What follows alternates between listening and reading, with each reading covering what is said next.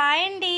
ఈరోజు మేమైతే వేపాకుతో home made soaps అయితే చేయబోతున్నాము. దీనికోసం అయితే ముందుగా మనం ముదిరిన వేపాకుని తీసుకోవాలి. వేపాకు చాలా మంచిదండి మనకి.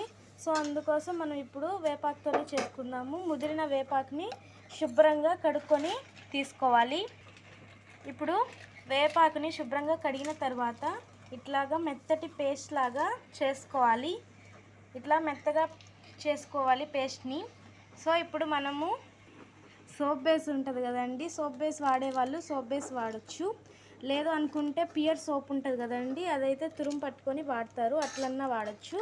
సో నేనైతే ఇక్కడ సోప్ బేస్ అయితే వాడుతున్నాను అనమాట.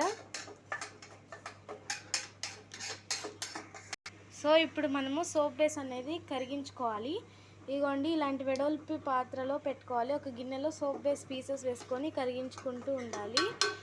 మనము యాంటీ బ్యాక్టీరియా కాబట్టి టర్మరిక్ పౌడర్ వేసుకోవాలి. ఇప్పుడు వేపాకు మిక్సీ పట్టిన వేపాకు రసం ఇట్లాగా సోప్ బేస్లో కలుపుకోవాలి. మిక్సీ పట్టిన వేపాకు రసాన్ని మొత్తము కలుపుకోవాలి.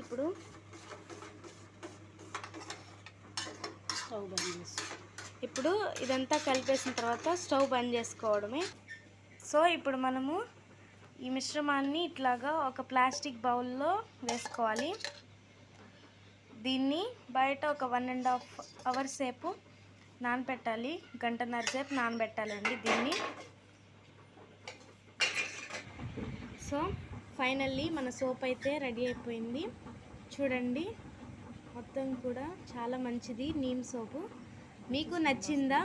Please like, share and subscribe.